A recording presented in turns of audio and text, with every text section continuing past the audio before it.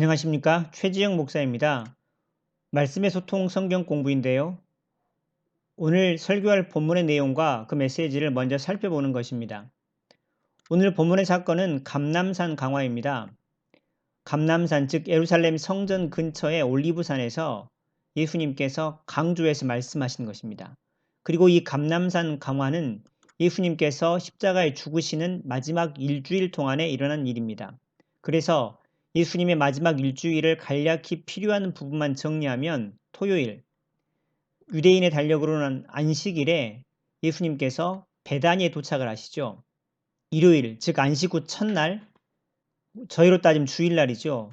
예루살렘 성으로 나귀 새끼를 타고 들어가시고 많은 사람들이 예수님 앞에 옷을 깔고 종려 나무 가지를 꺾어서 깔면서 축복을 합니다. 다시 베다니로 돌아오시고요. 월요일 베다니에서 예루살렘 성으로 나가시다가 잎만 무성한 무화과 나무를 저주하셨죠. 그리고 다시 베다니로 오셨고, 화요일 베다니에서 나가시다가 무화과 나무가 시든 것을 보시게 됩니다.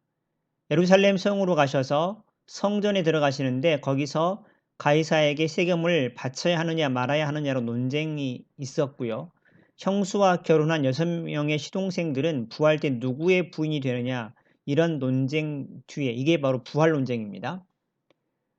그리고 감람산 강화가 있습니다. 오늘 본문의 배경이 되는 것이죠.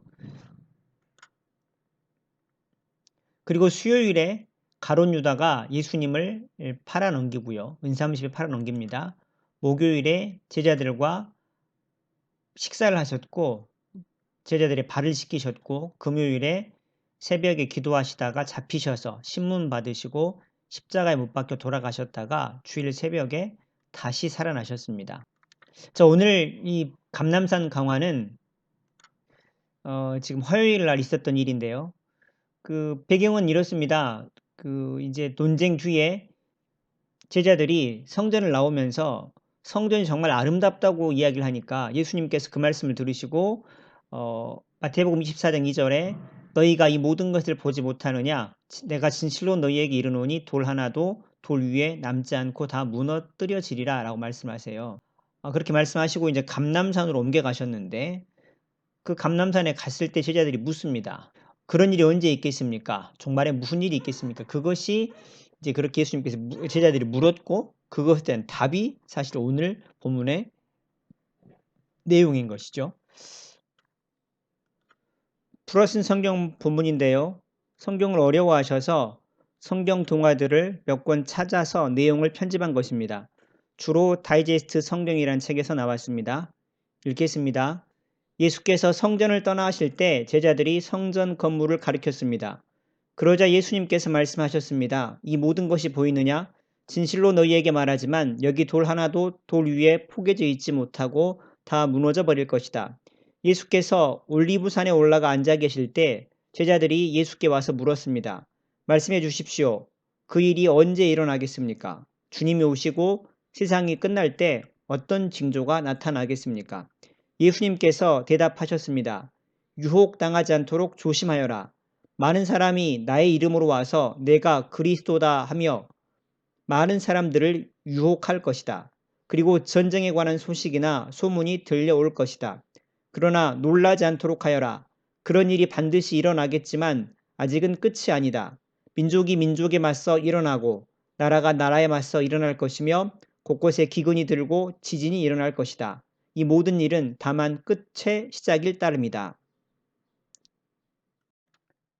자, 내용을 요약하자면 예루살렘 성전을 보고 아름답다고 제자들이 이야기를 했고, 그 말씀을 들으신 예수님께서 성전 건물 돌 위에 돌 하나도 남겨지지 않을 것이다 말씀하셨다는 것이죠. 그러자 제자들이 예수님께 어느 때 그런 일이 있겠습니까? 종말에는 어떤 일이 벌어지겠습니까? 그렇게 물었다는 것이고요. 그것에 대해서 예수님께서 답하셨다. 그것이 오늘 본문 내용이거든요.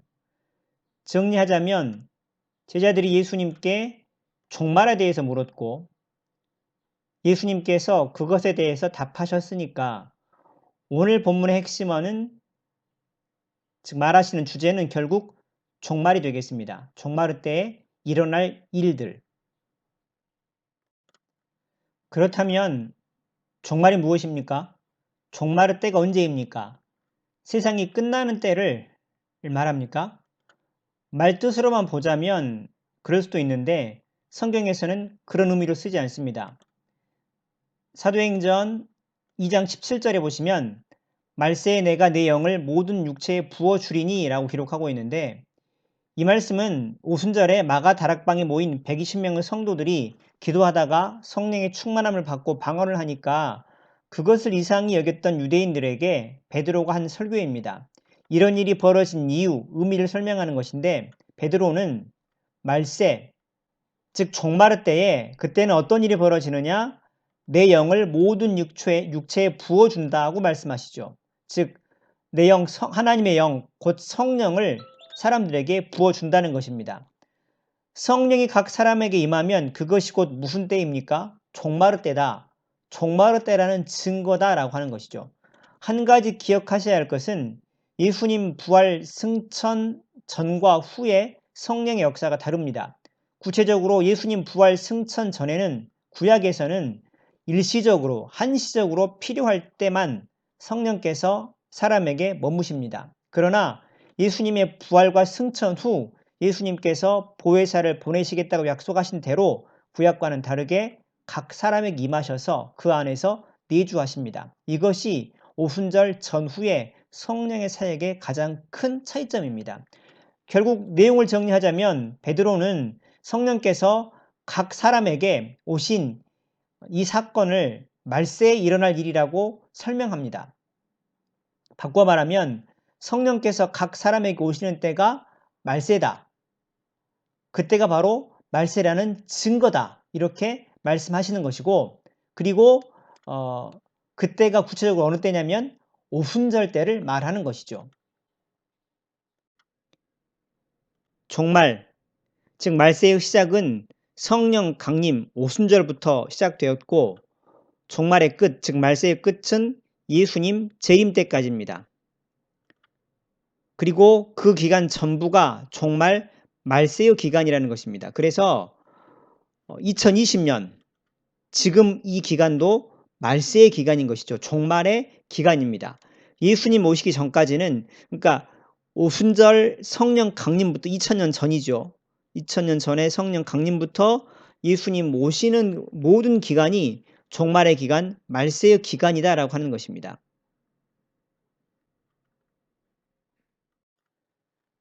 그 다음으로 오늘 본문을 이해하기 위해 설명드려야 할 핵심어가 구원입니다. 마태복음 24장 13절에 보시면 끝까지 견디는 자는 구원을 얻으리라 그렇게 기록을 하는데 무엇을 끝까지 견디느냐? 마태복음 24장 4절부터 12절까지 이것들이 말세에 있을 일들인데요. 그것을 끝까지 견디는 자가 구원을 얻게 됩니다. 견디다는 말은 어려운 상황, 힘든 일들을 방법이 없어서 피하거나 포기하지 않고 겪는 것을 말하는데 결국 마태복음 24장 4절부터 12절까지 일들을 겪으면서 많은 사람들이 신앙에 있어서 끝까지 견디지 못한다는 것이고 결국 이 말은 마태복음 24장 4절부터 12절까지 일들을 겪으면서 예수를 믿는다는 사람들이 신앙을 이탈하게 될 것이다 라고 하는 것입니다. 그래서 오늘 말씀드릴 본문 마태복음 24장 4절부터 8절까지 본문은 종말의 때에 겪게 될 그래서 신앙에서 이탈하게 될 일들에 대한 경고입니다. 종말의 때, 즉 오순절 성령 강림부터 예수님 재림 때까지 겪게 될 그래서 신앙에서 이탈하게 될 일들에 대한 경고 첫 번째가 무엇이냐면 이단의 유혹, 미혹입니다. 이단의 유혹이 믿음을 버리게 되는 이유입니다. 마태복음 24장 5절을 보시면 많은 사람이 내 이름으로 와서 여기서 내 이름은 예수님의 이름을 말하죠. 예수님의 이름으로 와서 자신을 그리스도라 하며 자신을 그리스도라고 합니다. 그러면서 많은 사람을 미혹할 것이다 라고 기록합니다. 여기 미혹한다는 말은 mislead, 잘못 이끈다는 얘기거든요. 그러니까 예수 믿는 사람들을 자신을 그리스도라고 하는 자칭 그리스도라는 사람들이 와서 예수 믿는 사람들을 자기에게 잘못 이끌어 간다는 것입니다. 자기를 믿어야 구원받는다고 그렇게 이끌어 간다는 것이죠. 그런데 의외로 많은 사람들이 예수 믿는 많은 사람들이 거기에 끌려간다는 것입니다. 실제로 신천지에 빠진 많은 분들이 예수 믿었던 분들이고요. 그분들을 돌아오지 못하면 구원과는 아무 상관이 없습니다. 그런데 이런 이단의 유혹은 과거에도 계속되었고 미래에도 예수님 오실 때까지 계속될 것입니다. 어떻게든지 예수 믿는 자들을 죽음으로 이끌려고 사탄도 발악을 하는 것이죠.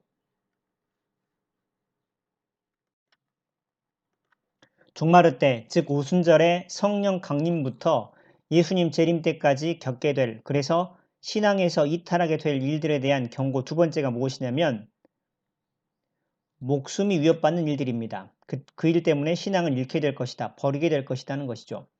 마태복음 24장 6절에 보시면 난리와 난리의 소문이 기록되지요.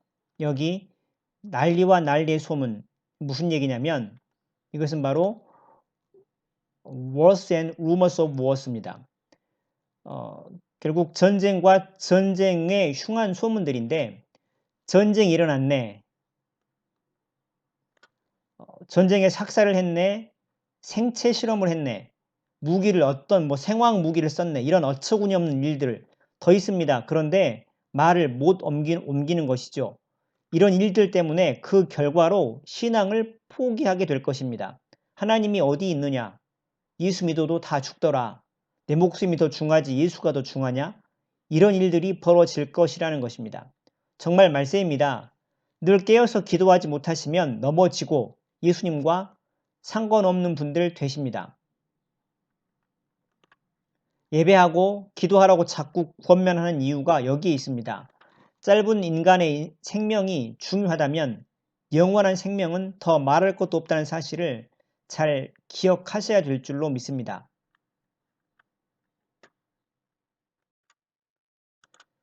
종말의 때, 즉 오순절의 성령 강림부터 예수님 재림 때까지 겪게 될, 그래서 신앙에서 이탈하게 될 일들에 대한 경고 세 번째가 무엇이냐면 삶이 위협받는 일들입니다. 마태복음 24장 7절을 보시면 민족이 민족을, 나라가 나라를 대적하여 일어나겠고 곳곳에 기근과 지진이 있으리니라고 기록을 하지요. 여기 등장하는 민족과 민족이 나라가 나라를 대적하여 일어난다는 것은 곧 국지 전쟁을 의미하는 것이고 기근과 지진도 등장을 하는데요. 이런 것들은 모두 우리 삶을 위협하고 생계를 위협하는 것입니다. 예수 믿는데 그것 때문에 생계를 위협받고 삶을 위협받는 일들이 생겨날 것입니다. 오순절 이후부터 재림 때까지 이것들은 다른 사람이 겪기 때문에 같이 겪는 일일 수도 있고요.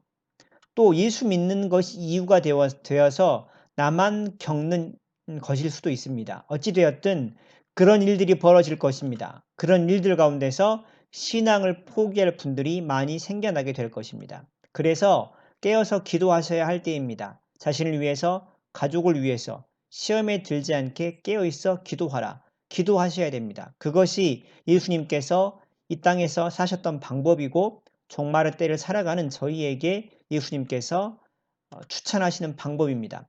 코로나19가 빨리 종식되도록 세계의 경제가 회복되도록 한국의 어려운 분들을 위해서 무엇보다도 신앙을 잃지 않도록 믿음 잃어버리지 않도록 정말로 깨어서 기도하셔야 될 때인 줄로 믿습니다. 말씀을 정리하려고 합니다. 종말의 때가 언제인가? 오순절 성령 강림부터 예수님 재림의 때까지가 바로 종말의 때입니다. 그 기간에 일어나는 일들을 통해서 믿음을 잃게 될 것입니다. 첫 번째가 무엇이냐면 바로 이단들의 미혹입니다. 자신을 구원자라고 속이고 그렇게 자신을 믿어야 구원을 얻는다고 예수 믿는 사람들까지라도 미혹해서 잘못 이끌어서 그렇게 데리고 갈 것입니다. 두 번째가 세계적인 전쟁입니다. 목숨이 위협받는 것이죠. 세 번째가 국지전쟁과 기근과 지진 등입니다. 세 번째가 국지전쟁과 기근과 지진 등입니다. 즉 생계가 위협받는 것입니다. 그것 때문에 신앙 잃지 않도록 믿음 잃지 않도록 늘 깨어서 기도하셔야 합니다. 많은 재물을 얻고도 자신의 생명을 잃어버리면 그것이 무엇이겠습니까? 7, 80년 살고 영육이 분리되면 그것이 끝이 아니라 그 이후에 영원한 삶이 있습니다. 이 세상의 삶은 그 영원한 삶을 준비하고 그곳에 보물을 쌓는 삶이 되셔야 할 것입니다.